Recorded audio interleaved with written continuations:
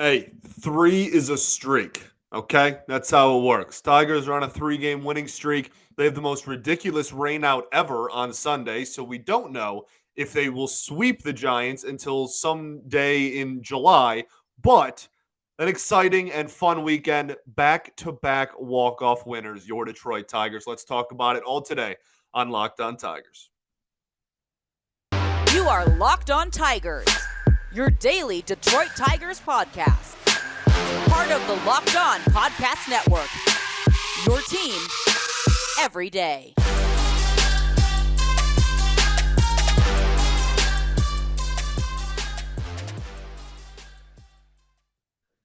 What is up, everybody? Welcome back to another edition of Locked On Tigers. I'm, of course, your host, Scott Bentley. Today is Monday, April 17th, 2023. Thank you so much for making Locked On Tigers your first listen. Every single day, we are free and available wherever you get your podcasts, including YouTube. Today's episode is brought to you by Ultimate Baseball GM. If you've ever dreamed of becoming an MLB GM and managing your baseball franchise, then this is the game for you. To download the game, just visit ultimatebaseballgm.com or look it up in the App Store. Our listeners get a 100% free boost to their franchise when using promo code LOCKEDON in the game. Okay, we are so back. I want the world to know we back up. Okay, no, we're not getting crazy with it. But the Tigers are on a three-game win streak, and winning is fun. Okay? Winning is fun. Three-game winners heading into Sunday's game. And then the win just gets taken out of the sails with like the most ridiculous rain out I think I've maybe ever seen.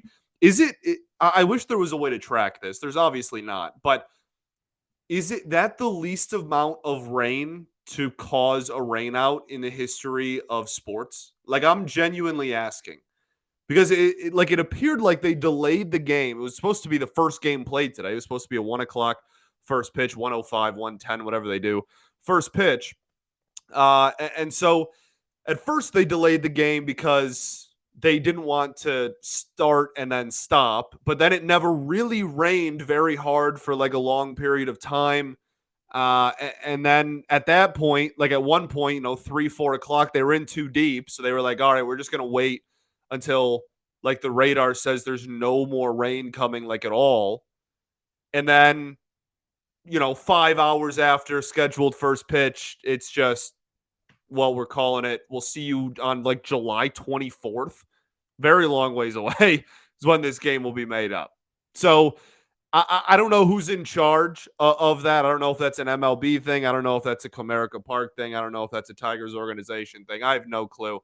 But it was ridiculously handled. One of the most preposterous rainouts I've truly ever witnessed. So that was kind of a not a sour no. We didn't lose or anything, but kind of a weird ending to a very, very, very, can't say very enough, fun weekend for your Detroit Tigers. So, yeah, long story short, we only played twice this weekend, but we won both. And looking at the big picture with how taxed the bullpen got this weekend, with all obviously extra inning games and whatnot, I'm sure the coaching staff and the bullpen themselves don't really mind a day off here to rest everyone up a little bit.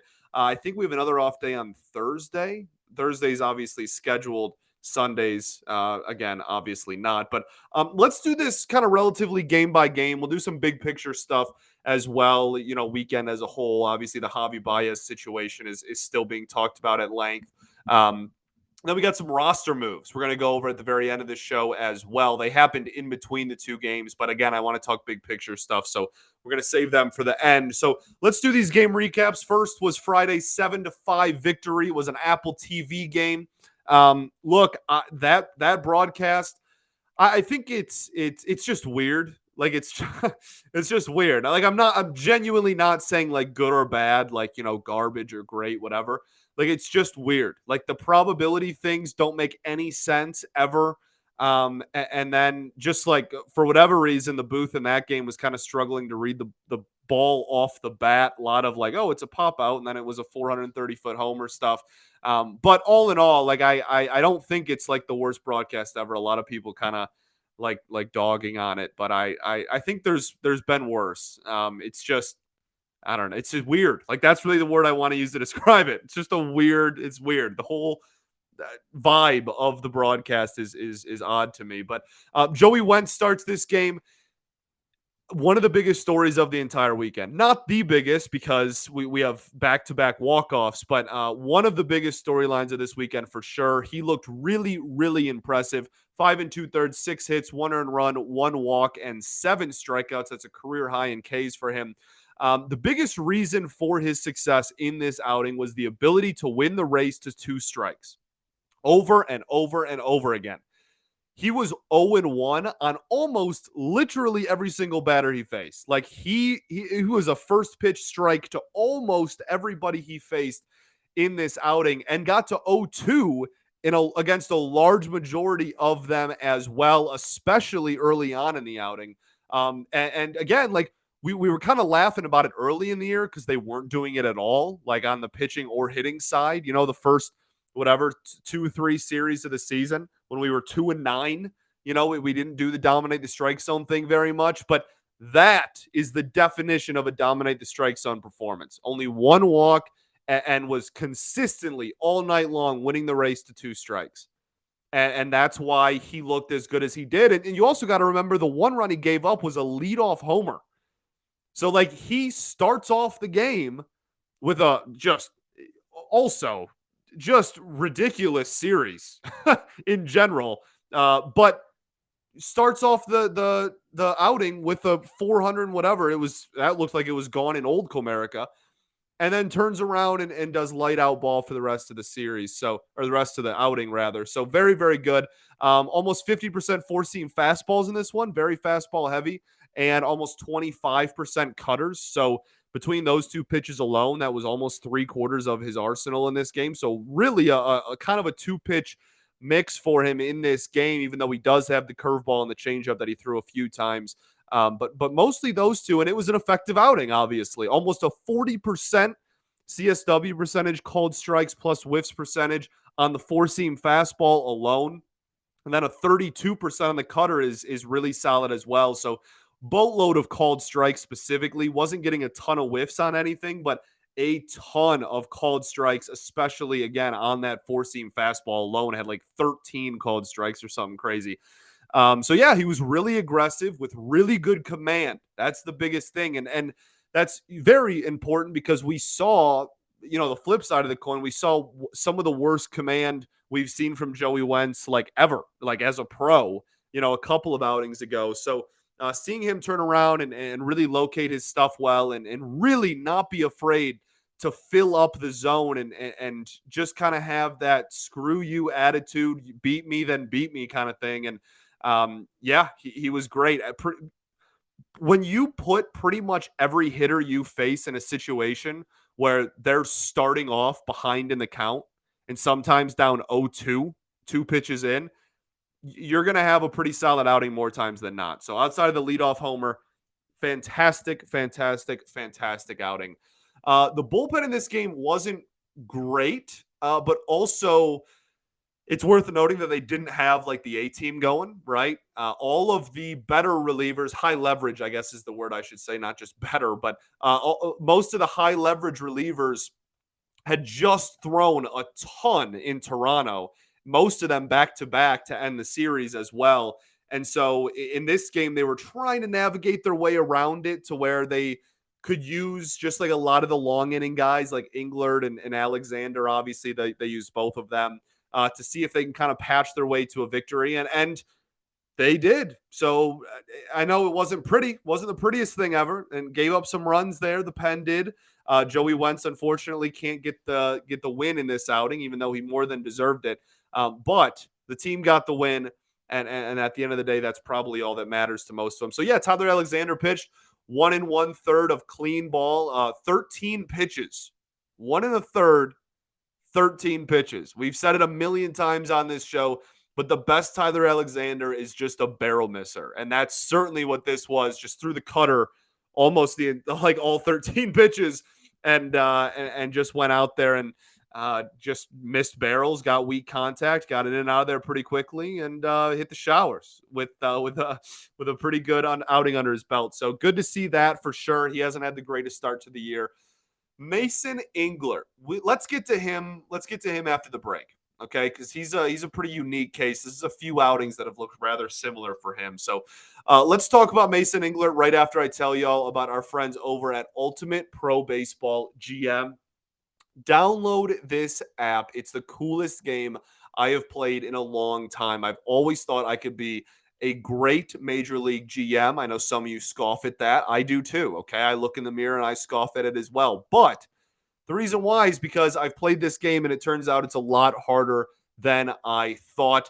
This game allows you to manage every strategic aspect of a franchise. You can play through seasons and lead your franchise and fans to glory as you build a historic dynasty. In this simulation, you're responsible for hiring the right coaches, the right staff, managing team finances, scouting and drafting players, managing through difficult personalities, injuries, navigating your franchise through free agency, the trade deadline, ups and downs of the season, the off season, all of this in an awesome and realistic game world. Ultimate Baseball GM is completely free and playable offline. So play on the go as you want, when you want.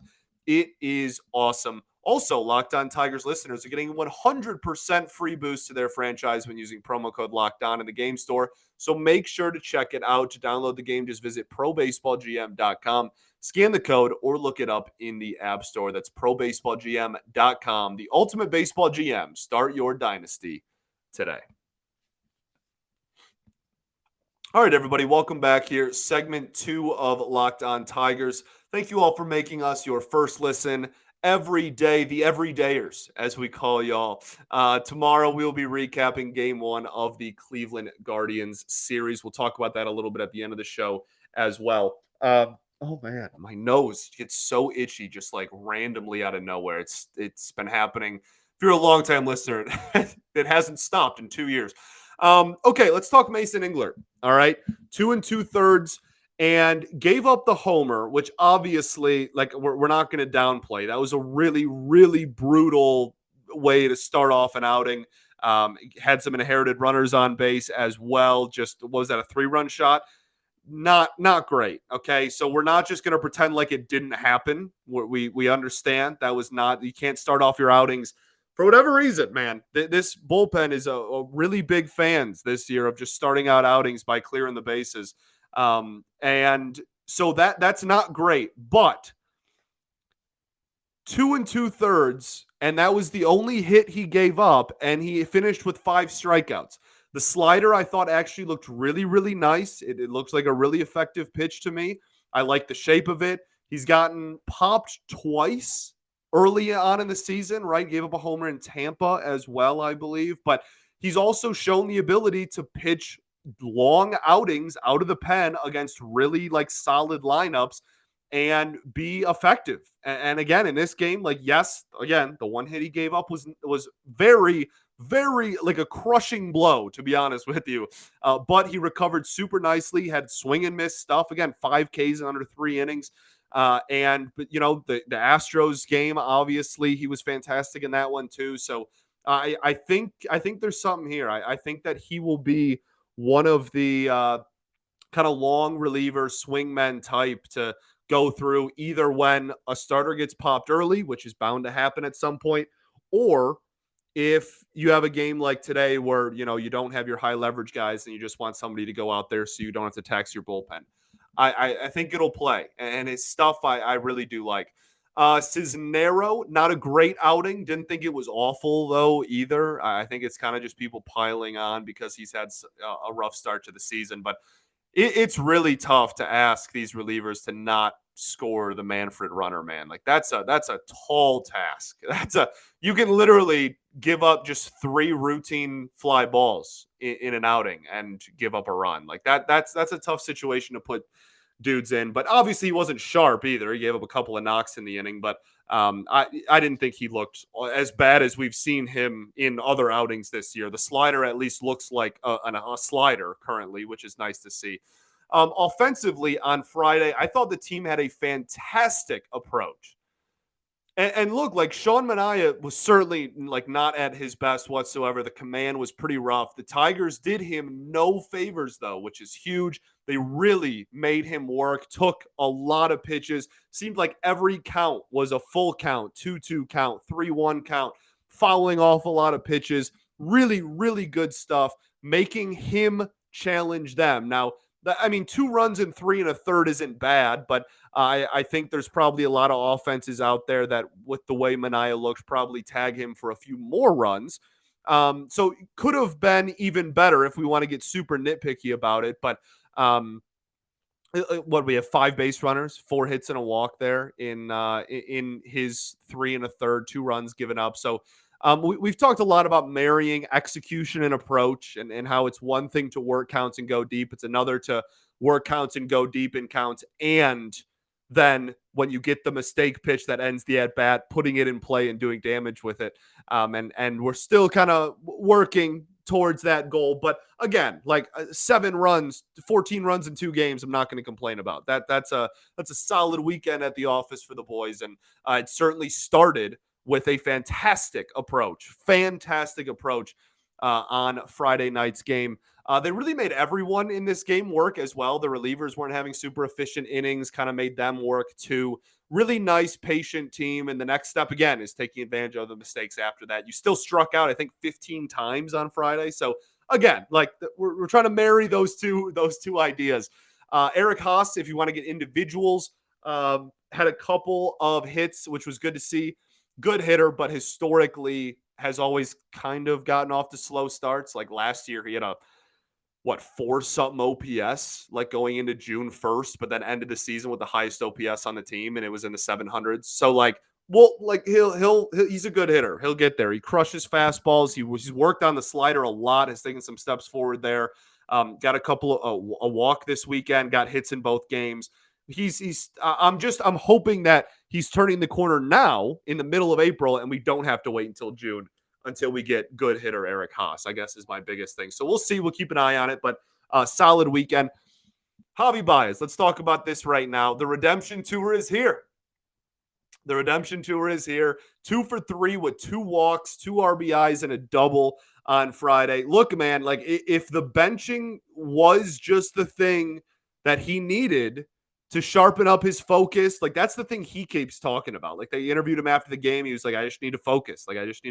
Like if that's truly what it is, and he just needs to like get kind of kicked in the rear every once in a while to make his focus sharp. Like we know that he does well still in high leverage, like intense moments like that. Like if that's really all it took, then like good, I guess. Like we'll all take that, obviously. But the team is undefeated since he got benched, including the game in which he got benched, and he has been hitting well for the first time all season. So like hard to complain about much since that moment. Not that we were really complaining about it in the moment either. I think we all agreed it was the right thing to do, but nice to see, and hopefully that's a sign of things to come, and we can kind of see Javi turn that corner. Nick Maton, man, Nick Maton. We'll end this, and then we'll get into Saturday's game. Man, my nose itches. Golly. Sub 200 batting average with an 826 OPS after Friday's game. That is crazy. He walks a lot, has walked a lot this year.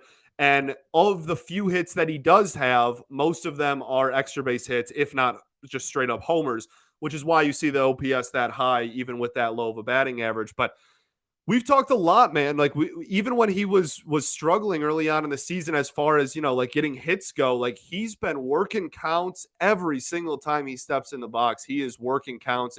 Even like he starts off 0-2, and the next thing you know, it's a full count. Like he just takes such professional ABs, and it's a really nice, refreshing thing for a team that has not had really a hitter do that in what feels like years. So he knows his strengths. That's the biggest thing. Like we talked about it in the offseason when we did his player profile. This dude crushes fastballs, but he struggles against pretty much all breaking stuff and off-speed stuff.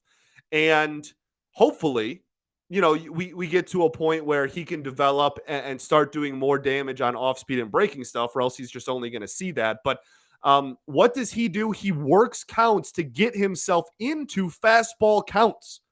Right? He goes, okay, what's my strength? Hitting fastballs. Okay, well, how do I see the most fastballs as possible? I'm going to foul off pitches, make competitive ABs, and put myself in situations where I know I'm going to see a heater. And that is to a T What happened on the walk-off homer? 3-0 count. I'm pretty sure someone tweeted out of all recorded batted ball data, which we have. I think we can go back to 1988 with pitch data, rather. I think they said it was the first 3-0 count walk-off homer of like recorded baseball, which again, 1988, there's 100 years of baseball almost before that. I'm sure it's happened before, but just kind of a weird thing. But that's to a T what that was. That's one of the best relievers, one of the nastiest, I guess, relievers in baseball. Throws 102 miles an hour with movement. But Wolfie, the Wolfman, Nick Maton, got himself in a situation where he knew he was going to see a heater and sat dead red, got one up in the zone, belt high, and took it to the moon. And the Tigers were walk-off winners, and everybody was howling, which is like one of my favorite videos of all time.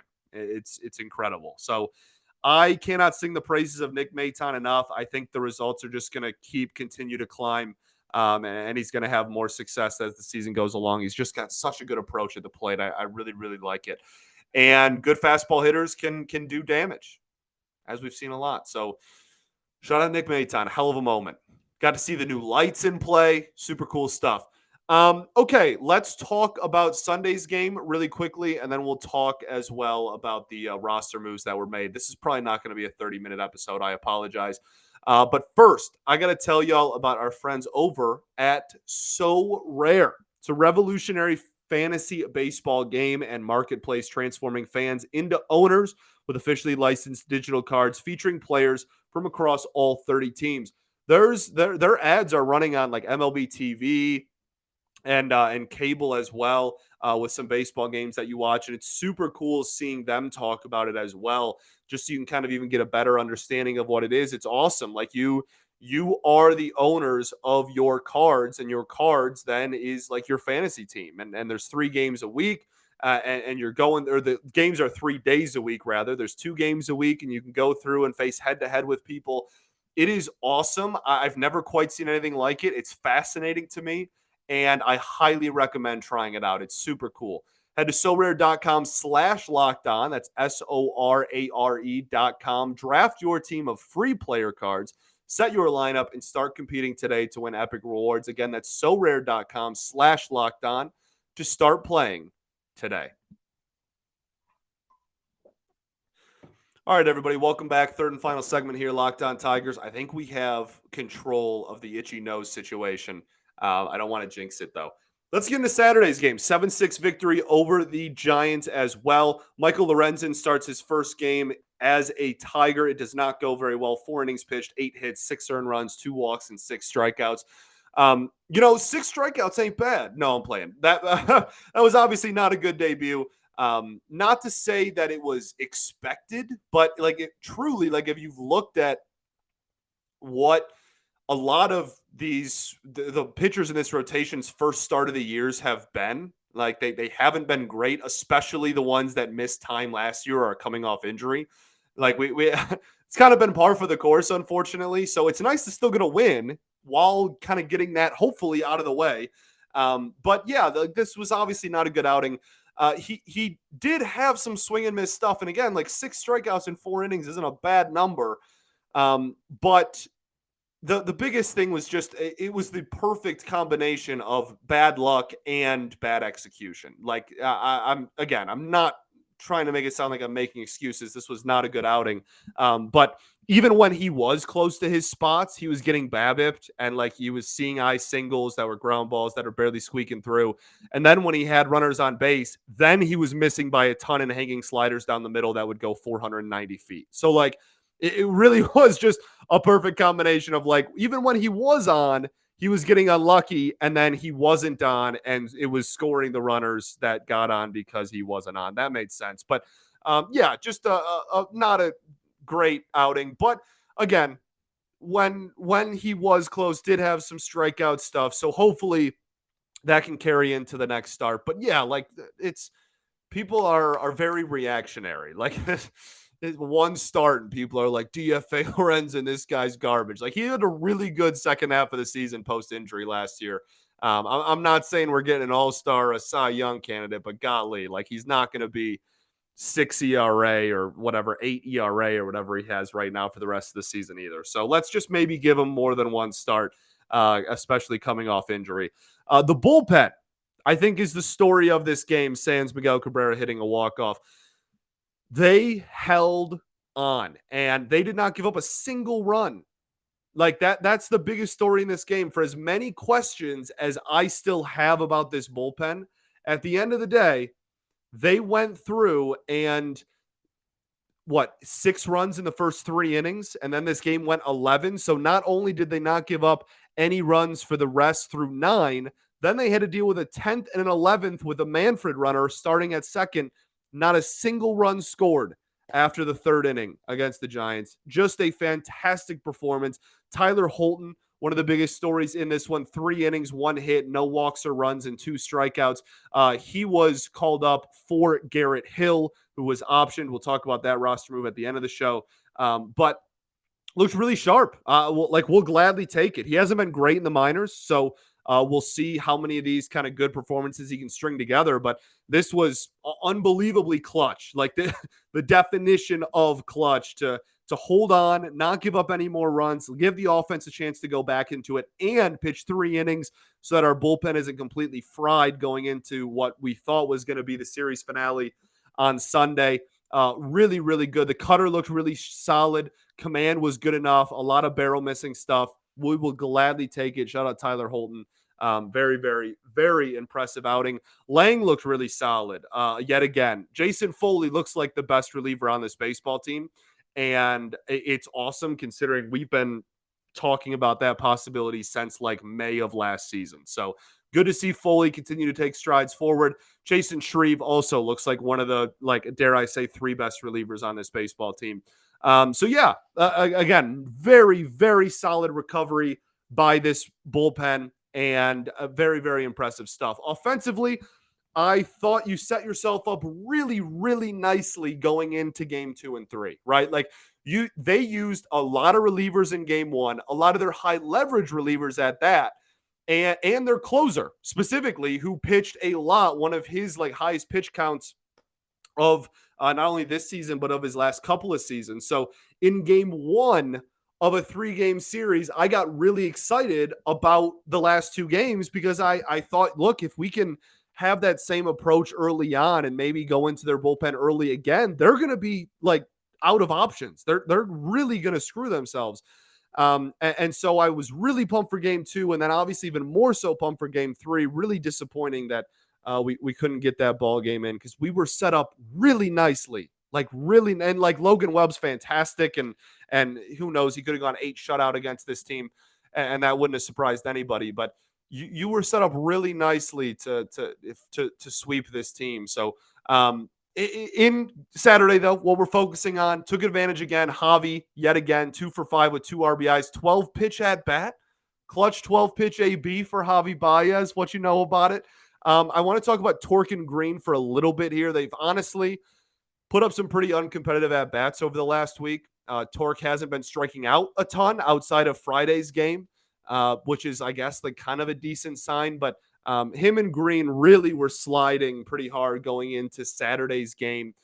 Torque had a really clutch RBI in Saturday's game, and Riley Green got on base twice despite 2 strikeouts. So hopefully that can kind of get everybody back on track, get the 2 of them back on track, because they were swinging the bat pretty well there after the Houston series. But Green, Riley Green specifically, it's just been frustrating because he continues to just be a ground ball machine, man. And it is so frustrating. I'm sure it is for him too. I'm not trying to be a couch manager or anything, but golly, it's so frustrating just seeing after last year, him having one of the highest ground ball rates you'll see, to be honest, ridiculously high. And now this year, lately, the last week, it's kind of been similar stuff. Just seems to be, if he pulls the ball, it's a ground out to second base almost every time. And that's frustrating. So still some adjustments that clearly need to be made there. We'll see if that kind of carries over. Kerry Carpenter, golly, crazy easy power. It's so impressive how just easily. He can hit the ball 400 feet. It doesn't even look like it's difficult for him. He should definitely be playing against every single right-hander we face, without question. There should not be a single righty starter that the Tigers play that Kerry Carpenter is not hitting in the middle of the lineup against. 99th percentile in barrel percentage, 94th percentile in expected slugging percentage, 82nd in hard hit rate, and 92nd percentile in expected weighted on base percentage. Just unbelievable. Like, he is crushing the baseball, hitting the baseball so hard, walking at a solid clip, not striking out a boatload. Again, he should face every single righty. I know people want to see him every day, and he should probably get some consideration against lefties. I'm not like against that, but um, uh, we'll see. He's still got some work to do against lefties as a whole. Just put him in there objectively. He should be in there against every single righty. 99th percentile in all of baseball in barrel percentage. Crushing it. And then obviously Miggy moments, man. Who knows? Like that could be the last Miguel Cabrera walk-off in Comerica ever. And I'm so happy we got to see it. If it is the last time, we'll remember it forever. Say what you will about his production, because it's all true. It has certainly gotten a lot less over the years, and he's been like close to a net zero WAR player for the last like 3 or 4 or 5 years. Like that's all true. But with men on base, little fire is lit, man. He still has some executing with RBI opportunities and hitting runners in.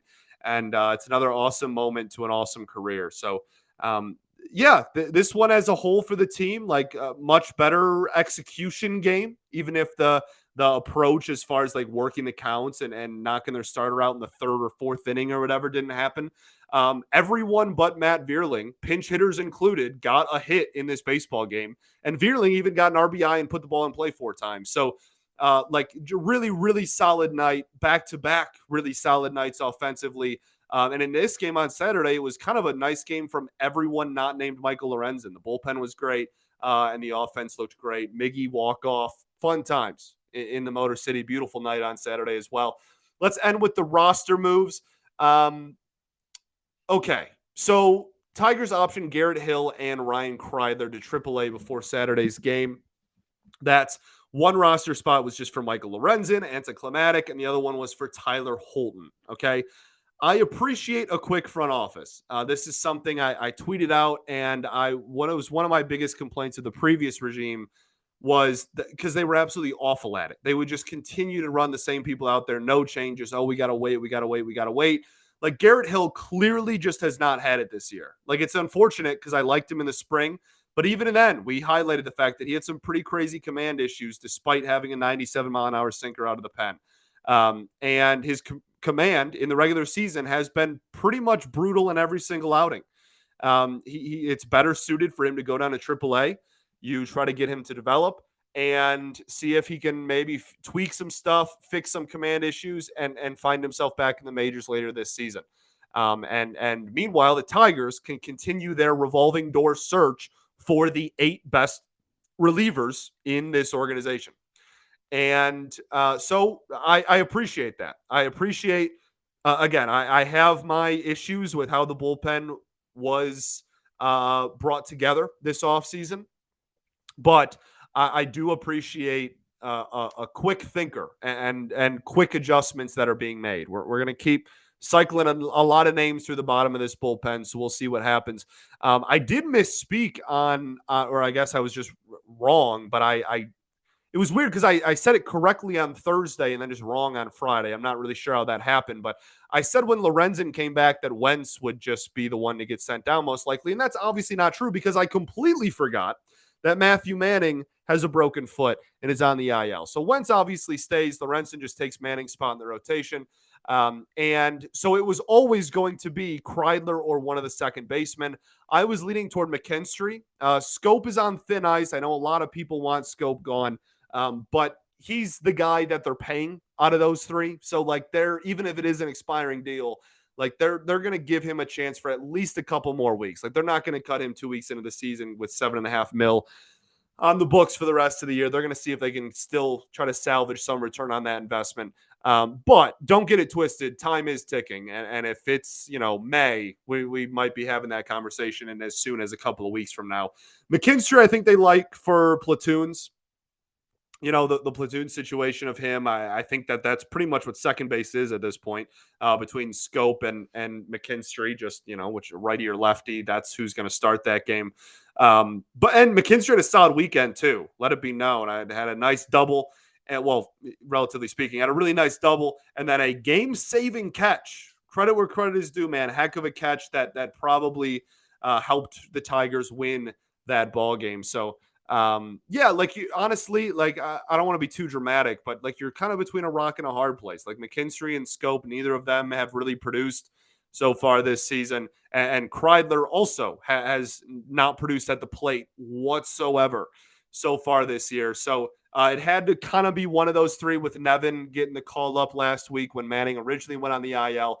Kreidler gives you versatility and really good defense, which I know is the reason that a lot of people kind of wanted him to stay, but he's also, of those three, kind of the only one left that you still think you have a chance of developing into a player that could have a legitimate future in this organization. And so he's going to go to AAA. He's going to get at-bats every single night, and that he wouldn't have gotten up here objectively. And I promise we see him again at some point this season. So not a big thing. And again, like Nevin was crushing in Toledo. We needed someone that we need offense, and Scope and McKinstry, for what they lack on the offensive side of the ball, have been pretty solid defensively this year. So that'll do it. Thanks for making Locked On Tigers your first listen every single day. Shout out to the everydayers as always. We're back tomorrow with a game recap over Cleveland. I definitely don't have time to do a series preview. I'm sorry. We're already pushing 40 minutes. I'm way over time here. But Cleveland is, in my opinion, the best team in this division. They're still my division winner pick. They are going to throw out 8 different dudes that you've never heard of, and they're all going to be fantastic pitchers. They just have an unbelievable pitching factory there. And offensively, they took big strides forward last year. Like J-Ram is obviously a Tigers killer, so I expect him to probably go Yabo at least once. And then, dudes like Jimenez had a fantastic season last year. He had like a 5-win season or something crazy last year, man. Deserves every bit of that extension they gave him. This is a darn good ball club. I think it's the team you got to go through if you want to win the division. And it's going to be a tough series. So buckle up. We got 3 in a row, but we're coming into the series hot. Hopefully start off on the right foot. Let's go win a ball game. Peace and love. Going to therapy's dope. And I'll catch y'all tomorrow, baby. Go Tigers.